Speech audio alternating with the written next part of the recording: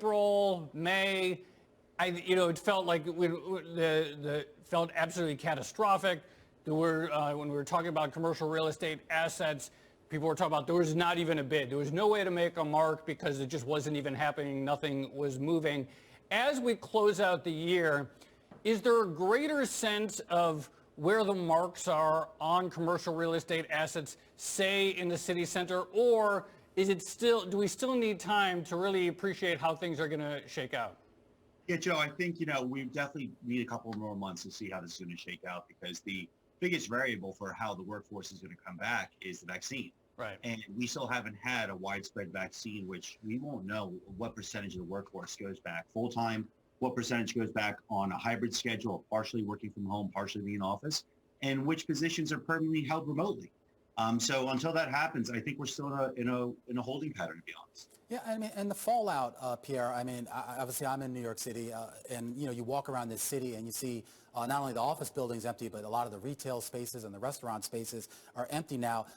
Let's assume for 1 second we do get to a stage in the next year or so where people are back to their normal day-to-day lives here. What type of shape are a lot of these commercial landlords, commercial owners in right now? And are they going to be able to survive if this carries on for another 6 months or another year?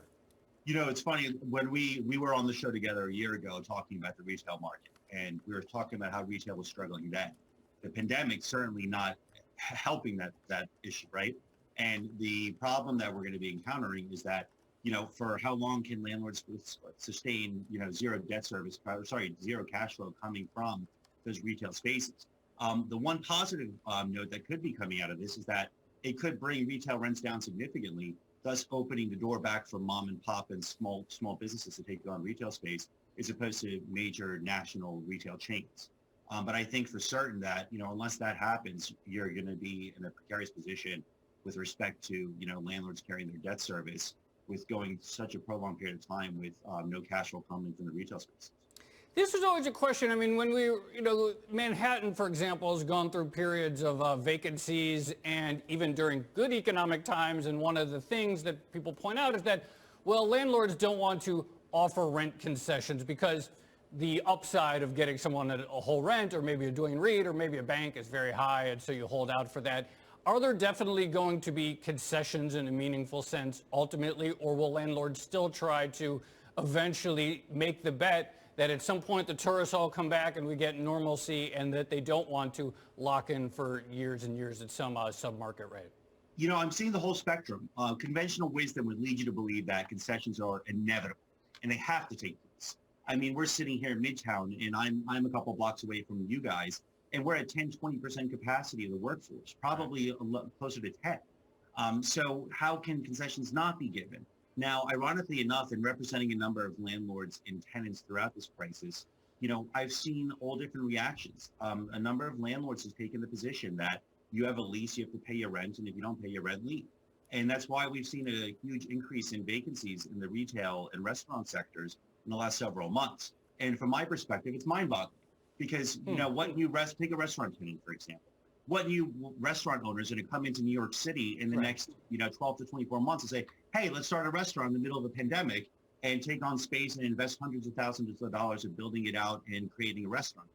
It's highly unlikely. So, but believe it or not, that is a position many landlords are taking. But most reasonable ones are working out with tenants in terms of payment plans, concessions, re-amortizing rent. And the most interesting one I've seen is basing the current rent off of a percentage of gross receivables that they actually receive for the next 12 months. Yeah, it's good to hear that some landlords are trying to sort of work with their tenants in that way. For those landlords, Pierre, that maybe are sticking a little bit more towards that contract and the idea is that this is the contract, stick to it. I'm wondering above them, when you talk about debt service, has there been any sort of breaks given by the lenders, the banks themselves on some of these commercial landlords where maybe that gives them the flexibility to work with their tenants? We're still in the period of forbearances, to be honest. Most of the commercial mortgages that are, suffering or distress at the moment are in forbearance period where, I believe they just extended Fannie Mae and Freddie Mac, the FHFA just extended the forbearance period to the end of March for loans that they own. So we don't know how that will play out, but eventually the banks will have to come to the table and probably restructure a lot of the commercial debt that's out there in the marketplace. What is the biggest source of potential rethinking of the space itself? I mean, sometimes you hear about office space, maybe it gets turned into apartments, or apartments getting turned into something commercial or a restaurant, whatever it is. How much of that do you see are landlords fundamentally rethinking what they can do with their property? You know, it's a lot of conversation at the moment. Nobody's actually taken the steps to do it because everybody's hopeful that in 6 months from now we have a vaccine and they want to see what kind of semblance of normalcy we have in the world. Are we going to go back to the way the world was 12 months ago? Many are skeptical it won't go back fully to that, but it won't be as drastic of a measure of, hey, let's take all of Midtown Manhattan that's vacant offices and turn them into apartments. But you're hearing hearing everything. But most people are realizing they're going to have to revision how they utilize their assets. Office space may turn more into shared office space, co-working office space. Companies are obviously going to consider downsizing their real estate holdings and liabilities. And that will have an impact, but the demand or the need, I don't think is going to go away, where you're going to see an influx of commercial buildings being turned into apartments.